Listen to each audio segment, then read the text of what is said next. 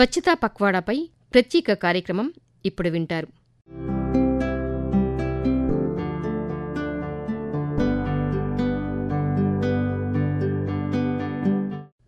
ఆధునిక కాలంలో పెరుగుతున్న జనాభా, నగరీకరణ, పారిశ్రామికీకరణ వల్ల దేశంలో పరిశుభ్రత అనేది ఒక సవాలుగా మారింది. భారతదేశంలో వేగంగా పెరుగుతున్న జనాభా, పట్టణీకరణతో పాటు మారుతున్న జీవనశైలి కారణంగా పరిశుభ్రత సమస్యలు తీవ్రమవుతున్నాయి. చెత్త, వ్యర్థాలను సరిగా నిర్వహించకపోవడం, బహిరంగ మల విసర్జన, అపరిశుభ్రమైన పరిసరాలు అనేక ఆరోగ్య సమస్యలకు దారితీసేవి.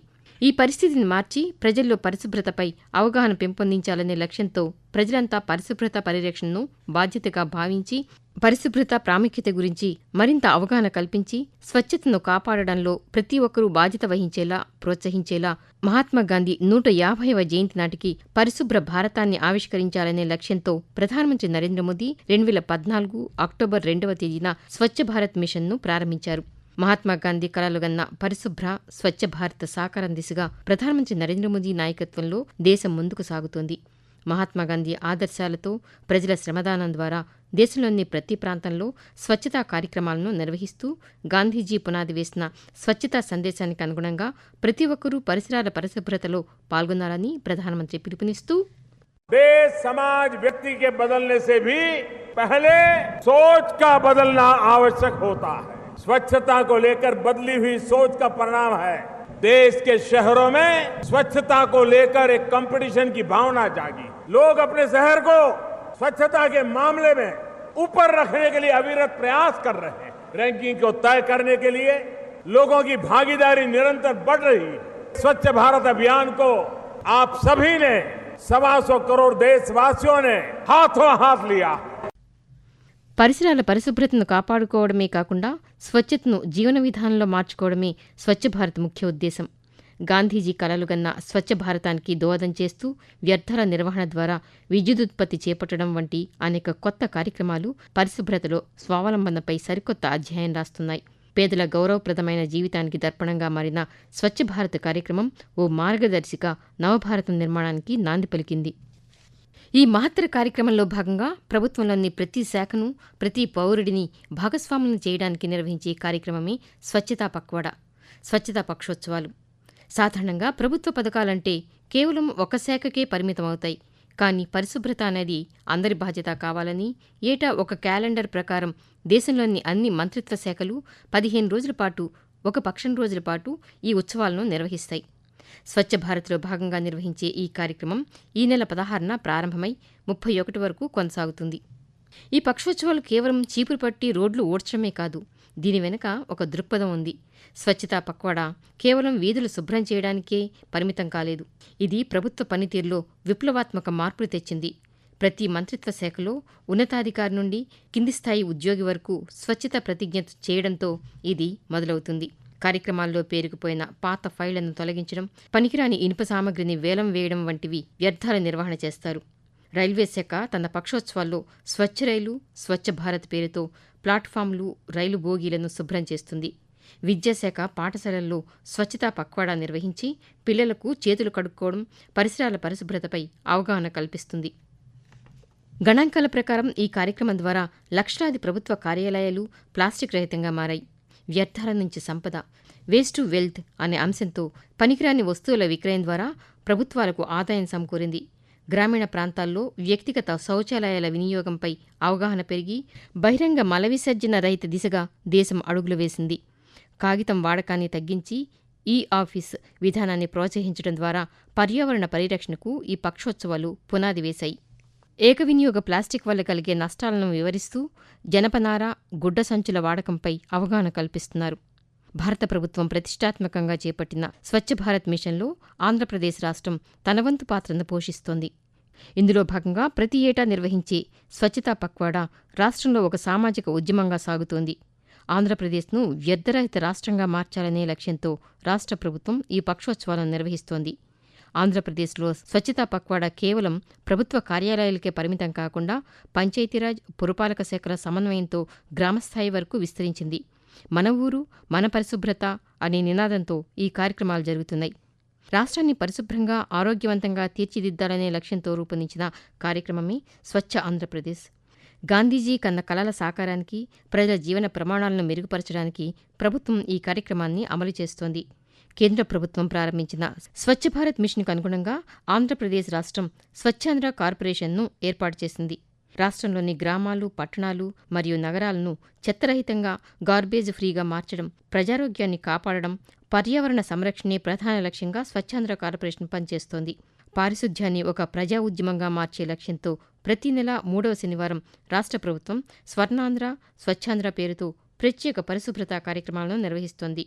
ఒక్కో నెల ఒక్కో ఇతివృత్తంతో స్వచ్ఛాంధ్ర కార్యక్రమాన్ని నిర్వహిస్తున్నారు. స్వచ్ఛాంధ్ర కార్యక్రమంలో ముఖ్యమంత్రి నారా చంద్రబాబు నాయుడు పాల్గొంటున్నారు. స్వర్ణాంధ్ర, స్వచ్ఛాంధ్ర కార్యక్రమం కింద ప్లాస్టిక్ రహిత, చెత్తలేని రాష్ట్రం లక్ష్యంగా సర్క్యులర్ ఎకానమీని ప్రోత్సహిస్తూ పారిశుధ్య కార్మికులతో కలిసి పనిచేయడం, స్వచ్ఛరథాన్ని ప్రారంభించడం, ప్లాస్టిక్ నిషేధంపై ప్రజలకు అవగాహన కల్పించడం వంటి కార్యక్రమాలను నిర్వహిస్తున్నారు. ప్లాస్టిక్ ఎప్పటికైనా ఒక విషయం. మనం అది వాడి రోడ్డు మీద వేసి పశువులు తింటే ఆ పశువుల నుంచి వచ్చే పాలు మనం తాగే పరిస్థితికి వస్తున్నాం. 17 పట్టణాల్లో ప్లాస్టిక్ కలెక్ట్ చేసే పరిస్థితికి ముందుకు వచ్చారు. వాళ్ళందరినీ అభినందిస్తున్నా. విశాఖ, విజయవాడ, తిరుపతి, కాకినాడ, రాజమండ్రి, పాలకొండ, రాజాం, బొబ్బిలి, సత్తెనపల్లి, కుప్పం, చిత్తూరు, మార్కాపురం, సాలూరు, నరసరావుపేట, తెల్లూరుపేట, పుంగనూరు, పలమనేరు మున్సిపాలిటీలు ప్లాస్టిక్ ని పూర్తిగా నిషేధించారు. వాళ్ళందరినీ అభినందించండి. ఇంకో పక్క ఐటీసీ వాళ్ళతో భాగస్వామ్యంతో ఒక కార్యక్రమం well being out of waste అని చెప్పి WOW అని మన ఇంట్లో పాత పుస్తకాలు ఇస్తే వాళ్ళు కొత్త పుస్తకాలు ఇస్తున్నారు. పిల్లలందరికీ ఇది చాలా ఉపయోగంగా ఉంటుందని చెప్పి కూడా నేను మీకు తెలియజేస్తున్నా. ప్రతి ఒక్క ఊర్లో ఇంటింటికి వచ్చి చెత్త కలెక్ట్ చేస్తున్నాం. చెత్త నుంచి కరెంటు తయారు చేసే ప్రాజెక్టులు ఇప్పటికే విశాఖపట్నం, గుంటూరులో వచ్చాయి. మళ్లీ కర్నూలు, రాజమండ్రి, కడప, నెల్లూరులో 4 ప్లాంట్లు పెడుతున్నాం. ఇవి కాకుండా తిరుపతి, విజయవాడ ఇంకొక 2 వచ్చే అవకాశం ఉంది. స్వచ్ఛ రథాలు వారానికి ఒకసారి మీ ప్రాంతానికి వస్తాయి. అక్కడి నుంచి మీరు వాడేసినటువంటి డ్రై వేస్ట్ గాని, ప్లాస్టిక్ గాని, కాగితాలు గాని ఏవైతే ఇస్తే అవి తీసుకొని తిరిగి మీకు నిత్యావసర వస్తువులు అక్కడే ఇస్తారు. స్వచ్ఛతా పక్వాడాలో భాగంగా ఆంధ్రప్రదేశ్లో రాష్ట్ర ప్రభుత్వం క్లీన్ ఆంధ్రప్రదేశ్ క్లాప్ కార్యక్రమాన్ని అమలు చేస్తోంది.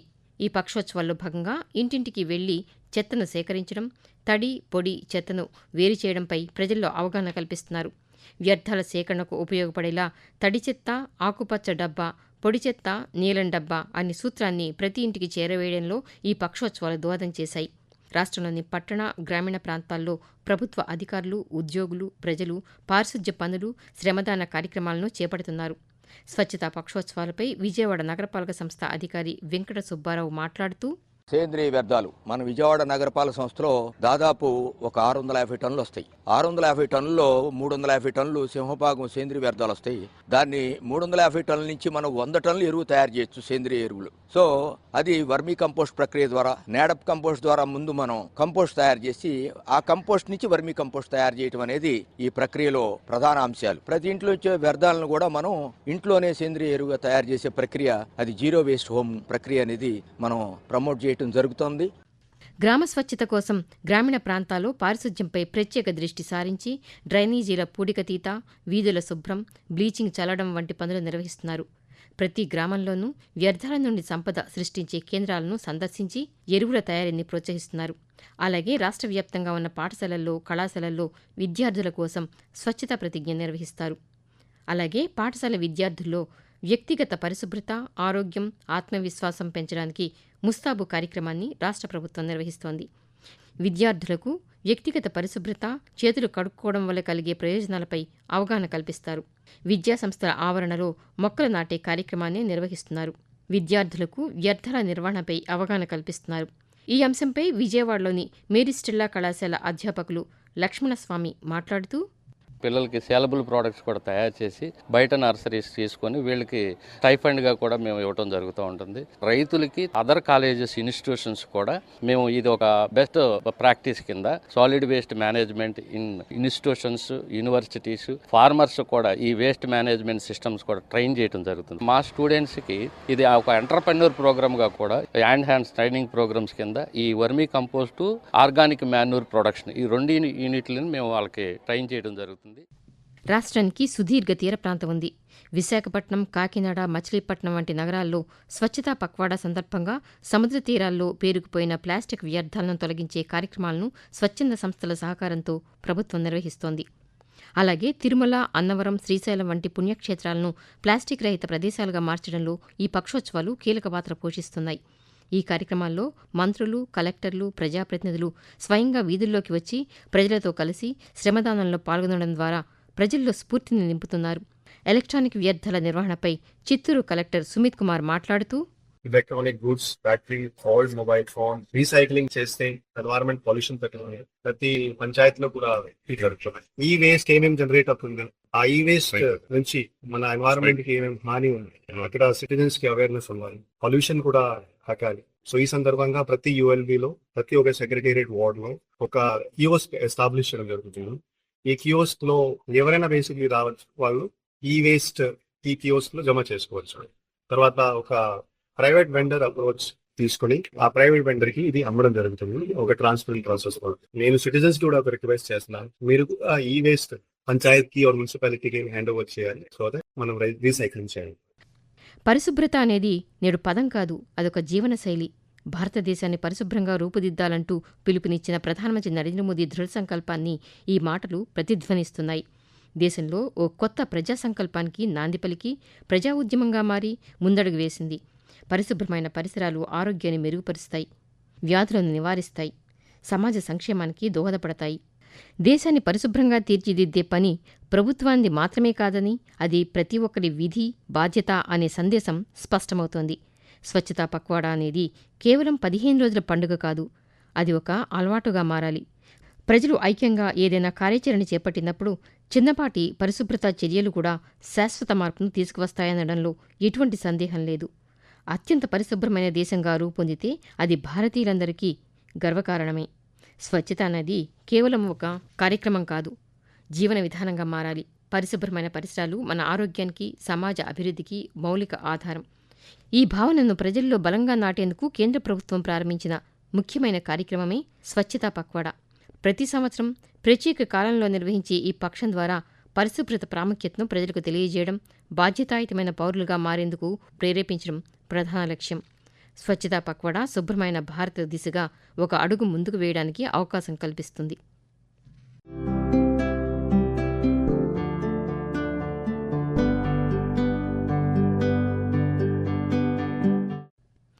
స్వచ్ఛతా పక్వాడాపై ప్రత్యేక కార్యక్రమాన్ని ఇప్పటివరకు విన్నారు. రచన వై యుగంధర్ రెడ్డి, వ్యాఖ్యానం కె సుగుణ, సమర్పణ ప్రాంతీయ వార్తా విభాగం, ఆకాశవాణి విజయవాడ కేంద్రం.